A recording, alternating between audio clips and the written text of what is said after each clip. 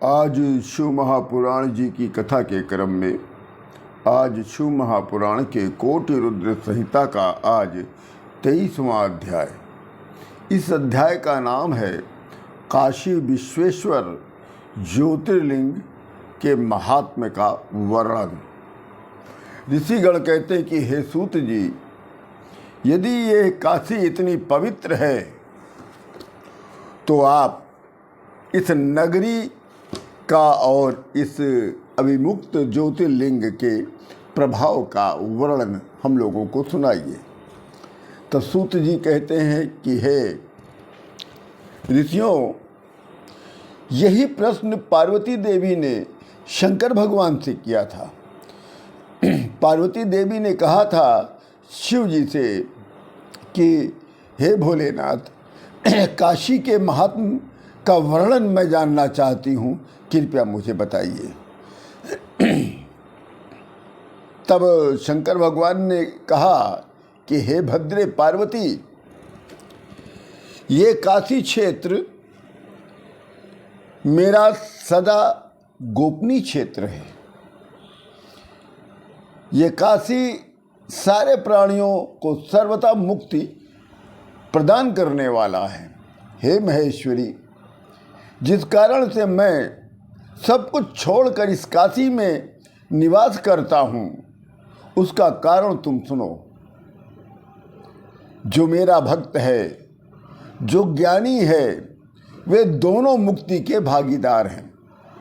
उन्हें किसी भी तीर्थ स्थान की कोई आवश्यकता नहीं, क्योंकि उन दोनों के लिए विहित एवं अविहित समान है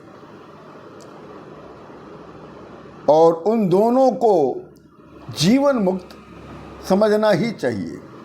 वो चाहे जहाँ रहे।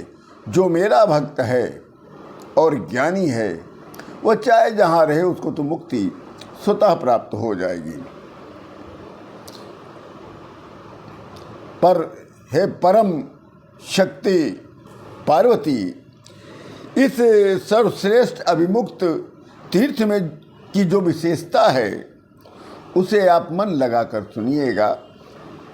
यहाँ निवास करने वाले चाहे किसी वर्ण के हों, किसी आश्रम के हों, वो चाहे वृद्ध हो, चाहे जवान हो, चाहे युवा हो, वो काशी में मृत्यु पाने से वो मुक्त हो जाते हैं। हे पार्वती, जिस प्रकार से इस क्षेत्र में स्वेदज और अंडज पिंडज मरने पर मोक्ष को प्राप्त कर लेते हैं, वैसे ही किसी तीर्थ में मरने से मुक्ति नहीं प्राप्त होती। इस क्षेत्र में ना ज्ञान की अपेक्षा है, ना भक्ति की अपेक्षा है, ना सत्कर्म की अपेक्षा है, ना ध्यान की अपेक्षा है, ना दान की अपेक्षा है, ना संस्कार की अपेक्षा है, ना नाम की अपेक्षा है, ना पूजा की अपेक्षा है, ना श्रेष्ठ जाति की ही अपेक्षा है। मनुष्य चाहे जैसा ही क्यों ना हो, यदि वो इस मोक्षदायिनी क्षेत्र काशी में निवास करता है तो निश्चय ही वो मोक्ष को प्राप्त कर लेगा। काशी में सहस्त्रों पाप कर पिशाच भी हो जाना भी भाग्यशाली है, किंतु काशी छोड़कर स्वर्ग पाने की इच्छा या उत्तम लोकों में इंद्रादि लोक पाने की इच्छा या इंद्र तत्व को धारण करने की इच्छा श्रेष्ठ नहीं है। इसलिए मुनिजन सब कुछ छोड़कर काशी में ही निवास करते हैं और वहाँ पर केवल सदाशिव का ध्यान करते हैं। हे पार्वती, मनुष्य जिस भी कामना से इस काशी में तप करता है तो निश्चित ही उसकी कामना अवश्य पूर्ण हो जाती है। जो भी प्राणी कर्म बंधन का त्याग कर कर काशी में प्राण त्यागता है, उसे मैं सायुज्य मुक्ति अथवा उसे उसके ही अभिलाषित स्थान पर उसको मैं मुक्ति देता हूँ। ऐसा प्राणी जिसे धर्म में रुचि न हो, अगर वो काशी में मृत्यु पाता है तो उसका पुनर्जन्म फिर नहीं होगा। यहाँ मेरे भक्तों को यहाँ मेरे भक्तों ने अनेकों लिंगों को स्थापित किया है। अतः और उनकी जो कामनाएं हैं उनको पूर्ण देने वाले और मोक्ष देने वाले हैं। यह काशी क्षेत्र चारों ओर से 5 कोस तक विस्तृत है। इस क्षेत्र में मरने पर अमृत तत्व की प्राप्ति होती है। पापी मनुष्य जब मरता है तो पापी मनुष्य योनि का त्याग कर देता है और काशी में मरकर वो मुक्ति को प्राप्त कर लेता है और उसे अमृत तत्व की प्राप्ति होती है। जो इस क्षेत्र अभिमुक्त क्षेत्र में पाप करता है वो 10,000 वर्ष तक भैरवी यातना का भोग करता है। उसके बाद उसे पुनः मुक्ति प्राप्त होती है। हे महेश्वरी, कर्मकांड में संचित प्रारब्ध और क्रियमाण ये 3 प्रकार के कर्म मनुष्यों को बंधन में डालने वाले होते हैं। बुद्धिमानों में अनेकों पूर्वों जन्मों के भोग शेष कर्मों को संचित कहा गया है। जो इस शरीर से भोग किया जा रहा है उसे प्रारब्ध कहते हैं। जो इस जन्म में शुभाशुभ कर्म इस समय किए जा रहे हैं उसे क्रियमाण कहते हैं। प्रारब्ध कर्म का विनाश केवल इस भोग से होता है, इसके अतिरिक्त उसके क्षय का कोई उपाय नहीं है।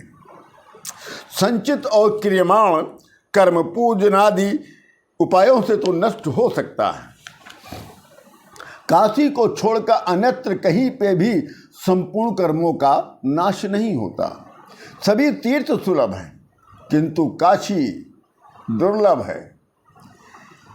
यदि किसी प्राणी ने पूर्व जन्म में आदर पूर्वक काशी का दर्शन किया होगा तो उसे काशी में आने पर उस मनुष्य की मृत्यु को जब प्राप्ति होती है तो वो शिवलोक सीधा जाता है।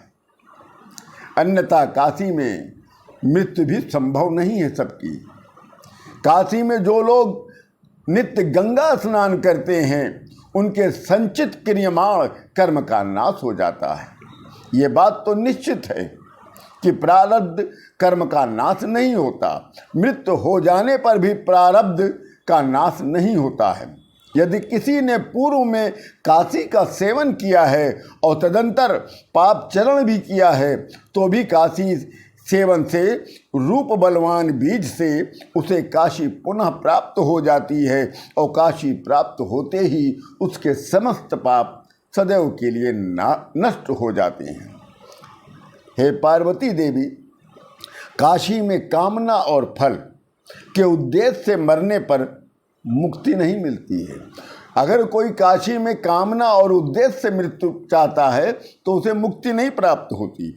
यदि प्रयाग में बिना कामना और फल के निष्काम मृत्यु होने पर तीर्थराज का फल नहीं प्राप्त होता है तो मेरी आज्ञा से विष्णु भगवान प्रयाग में निवास कर अपने मन में नई सृष्टि रचकर वहाँ सिद्धि प्रदान करते हैं।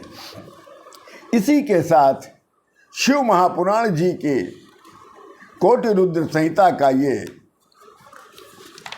23वां अध्याय पूर्ण होता है। आप सभी लोगों को राम राम।